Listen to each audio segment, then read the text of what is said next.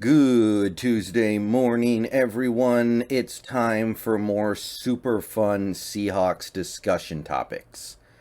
That's right, after a full day yesterday of going over the end of this era in Seahawks football, we are now going to talk about things like should we put our franchise quarterback on injured reserve and not play him again this season? So, yeah, we're going to have a party today. We went into this season hoping that by this point we would be talking about number one seeds and first round buys and home playoff games and things like that. At the very least, we were hoping we would be talking about competing for a division title. No, those aren't the conversations we get to have this year. Conversations that we get to have are about what are we going to do when our coach leaves, what are we going to do when our quarterback leaves, and today in this video, we're going to talk about should Russell Wilson play for the Seattle Seahawks again?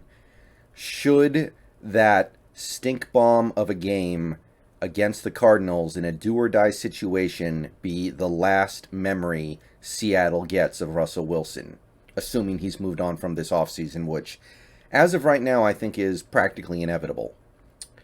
So, Seahawks Maven, specifically Dane Gonzalez, posted this article yesterday.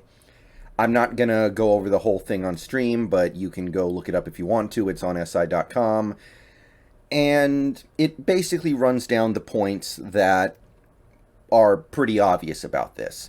Russell Wilson's playing very badly. The offense is playing very badly. His finger is clearly not right. We know he suffered a massive finger injury earlier this season. We know he came back from it in half the time that it was expected to take him to come back from it.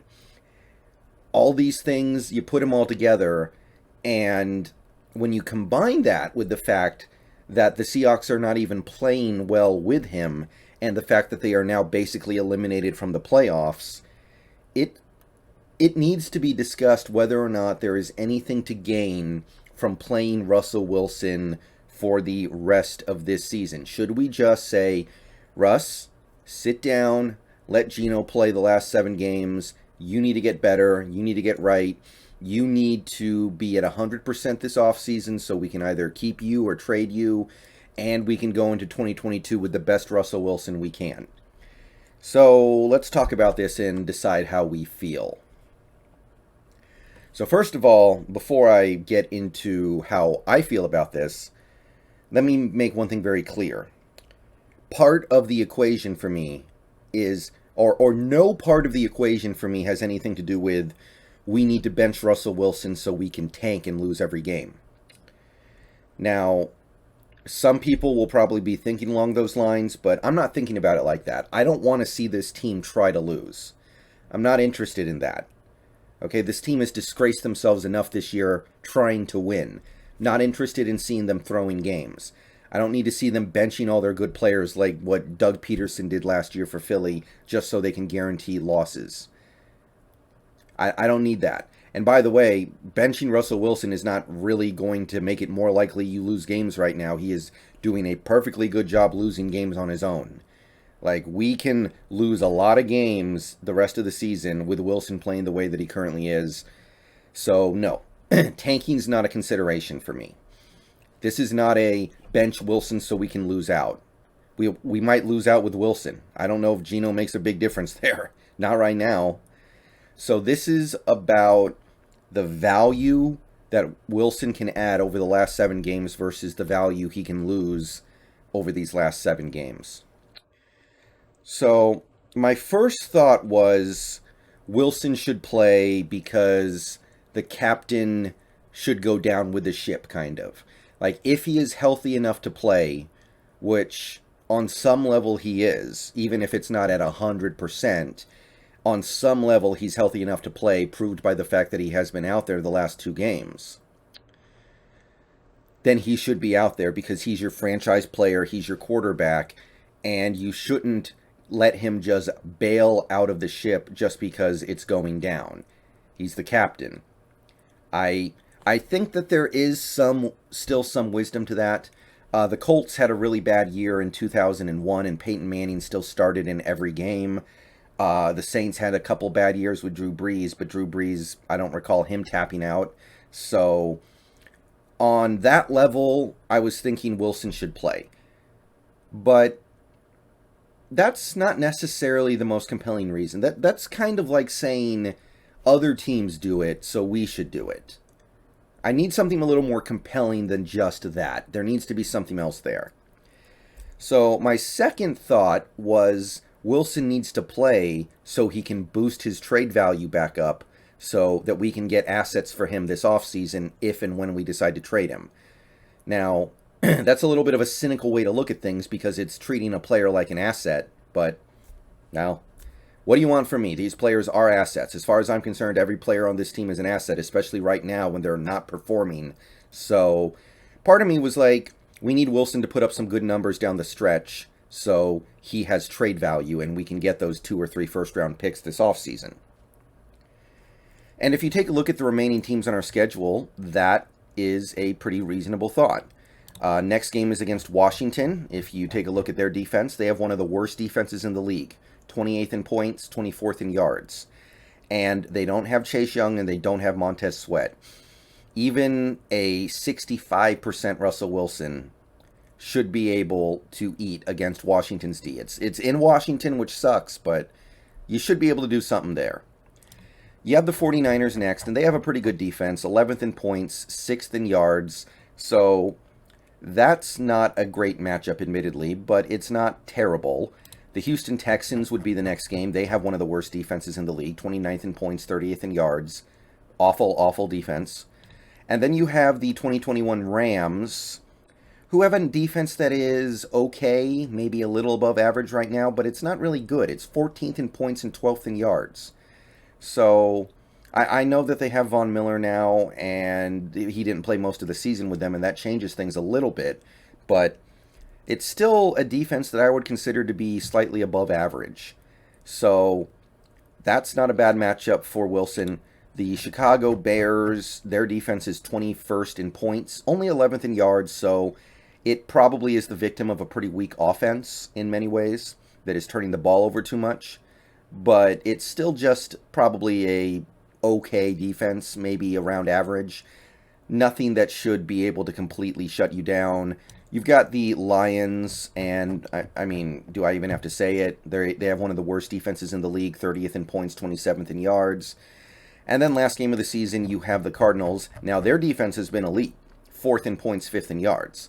So that's not great, but most of these games are against defenses that are either terrible or okay at best. Like, you've got the Niners. They've got a good defense. The Cardinals' defense is really good. The Rams' defense is above average. And everyone else is somewhere between mediocre to atrocious. So Wilson could eat against this schedule. But as I was thinking about it, it kind of occurred to me that, is that really going to fool anybody? Is that going to change anything? If Wilson throws for 5 touchdowns against Houston or Detroit or the football team, is any NFL team out there going to go, oh, okay, that guy's worth 3 first-round picks now. I wasn't seeing it before, but yeah, he just threw a bunch of touchdowns against a terrible football team and balled out against the back end of the schedule when their season was already shot. Yeah, okay, I'll sell the farm for that dude. Maybe that's not worth anything. Maybe his value is what it is based off of the body of work of this season. And if that's the case, then it starts to occur to me that if he can't help his trade value, then he can only hurt his trade value by getting hurt again or aggravating the current injury. So now, I was kind of dismissing this discussion point before, but when you add everything up, maybe this is a worthy consideration. Maybe Wilson should sit down for the last 7 games, watch Geno play. Honestly, you could argue that right now Geno would give the team a better chance to win than Wilson because Wilson is playing very poor football. Don't let anybody else tell you otherwise on that. He's not getting it done. And either way, you're not likely to win very many games anyway. So what is the value of continuing to play Wilson other than the fact that he's your quarterback and he wants to finish it out? Now, do I think any of this is going to happen? No. To me, it's become very clear that Pete Carroll is on autopilot. He's not really thinking about things like this. I don't think Pete Carroll is thinking about these things beyond just, Wilson's our quarterback, he should play. And while I don't think that concept is entirely without merit, I think this season and this situation for this franchise calls for something a little deeper than that. There's a very good chance Wilson won't be here next year, and if he cannot boost his value down the stretch, and by the way, if his finger continues to bother him, it's a question mark to whether or not he can even do that, then all he can do is hurt his value. So I think that after batting it around in my head, it might be a good idea to shut him down. Now, if the finger gets back to 100%, like a real 100%, not a fake 100%, then okay, fine, let him go down with the ship. And at that point, you just have to trust his extremely durable track record of not getting injured and missing time. But if the finger is an issue, and based off what I saw against Arizona, it clearly is, maybe the Russell Wilson era should end today. Not at the end of this season, but maybe it should end right now. Let me know what you think down below. What do you guys see as the value of keeping Wilson out there at this point, knowing that we have a 6% chance of making the playoffs and our season is effectively over? What do you think? Let me know what you got down below. I'm out. Peace out. Go Hawks. These are the things you have to talk about when you're having a bad season, guys. Oh, boy. I miss the good times.